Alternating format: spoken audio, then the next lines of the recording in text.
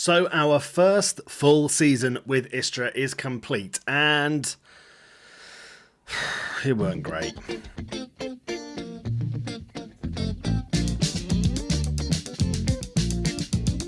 Hello and welcome back to another video. My name's Dan, aka D-Boy Plays, and as you can see, it didn't quite go to plan in our first full year with Istra.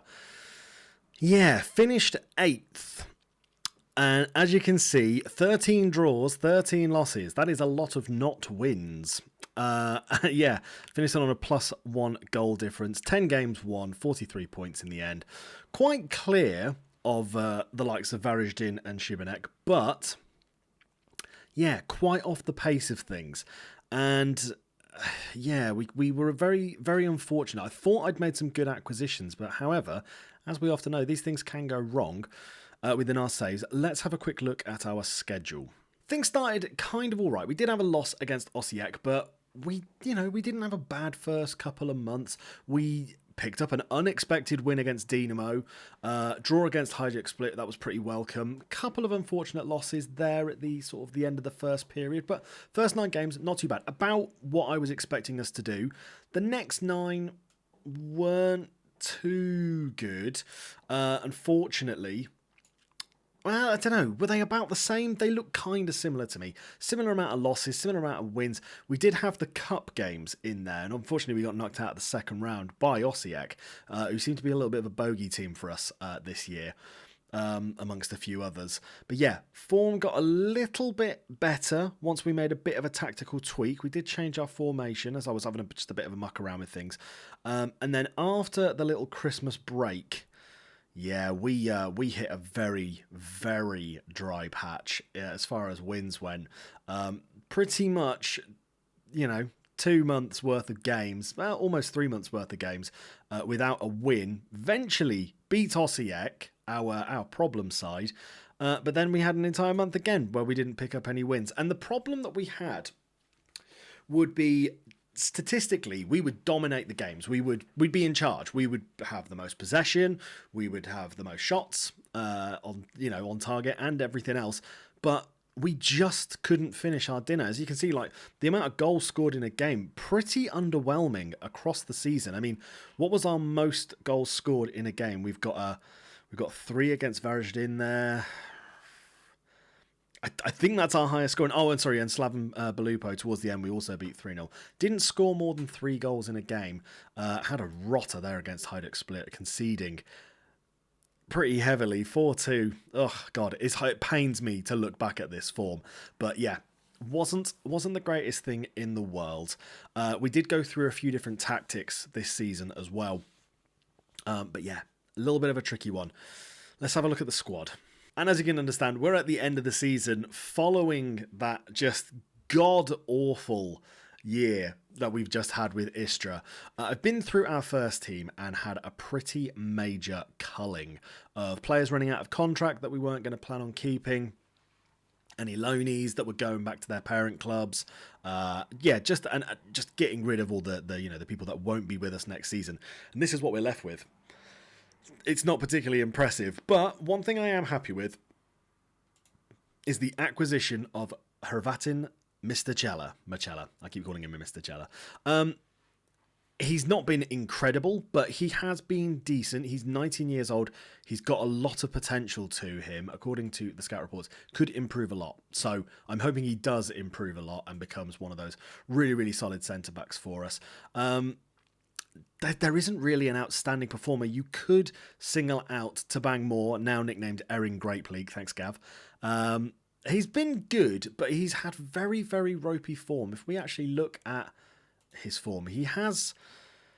Oh my God, I didn't realise it was this bad. He had, what is that? 1, 2, 3, 4, 5, 6 games. 6 games where he didn't score in a row there. And then before that, 1, 2, 3, 4, another 5. Very, very patchy with how well he does. Not massively consistent. Does get the odd assist, which is nice to see, but yeah, really, really inconsistent, which for your star striker is incredibly concerning. As you can see, the stats for him There are areas, I mean, his physicals are absolutely insane. The mentals, not too bad. Could do with him definitely having better composure. Needs to be much better at putting the ball in the back of the net. He does have the holy trifecta, but yeah, that long shots and passing, they've been difficult to work with. Although the long shots doesn't necessarily apply to that. I'm sorry, we're on the wrong position there. But yeah, he's by far our best player. Another one that you could probably single out, supposedly meant to be a strong player for us, is Freddie Jupiter. But he's, again, there's things that are just a bit rubbish about him.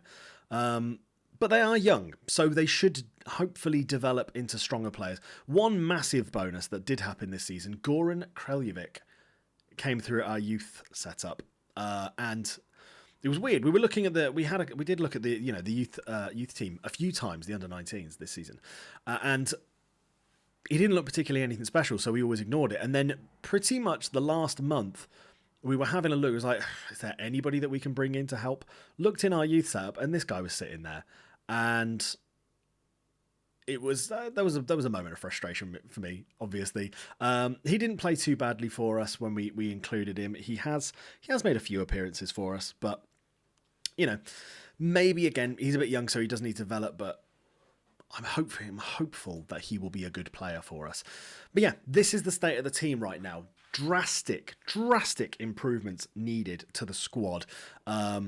The most notable positions for me, I feel like a goalkeeper is massively important.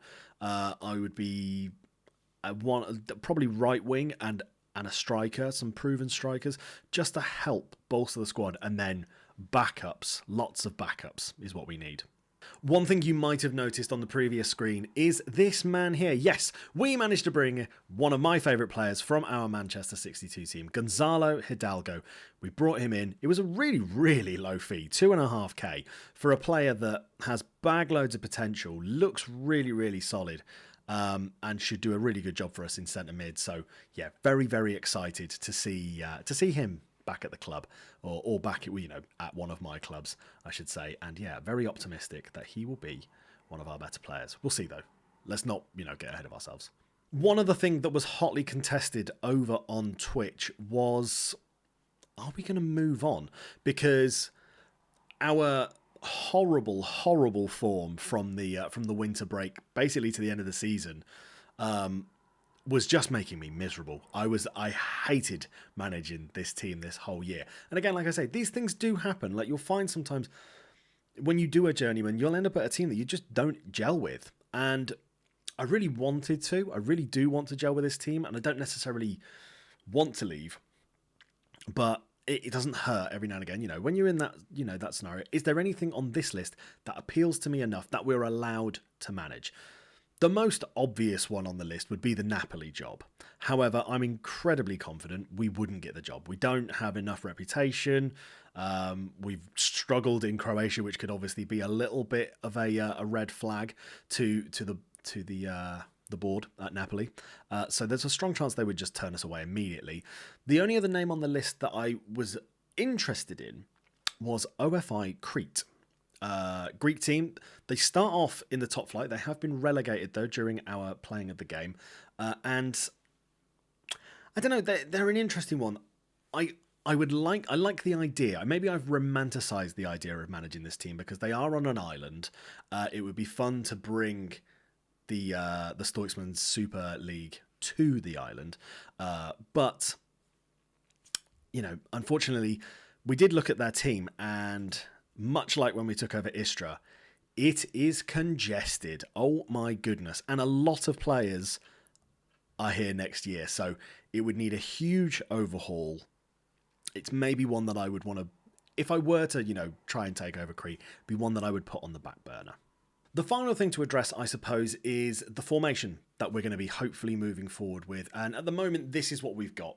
The rather unsexily named Istra Option 1. We will come up with something a little bit better than that. This is something I was playing around with. This is what we actually played in the last few games, and I didn't dislike it. We looked good going forward. I think it's just now putting quality into those positions. Maybe, like I say, we want to bring in a better striker, maybe a right winger that's a little bit good. I think Wes is technically a left winger, so we're sort of forcing him to play out there. He's better on the left being an inside forward, but you can do both roles.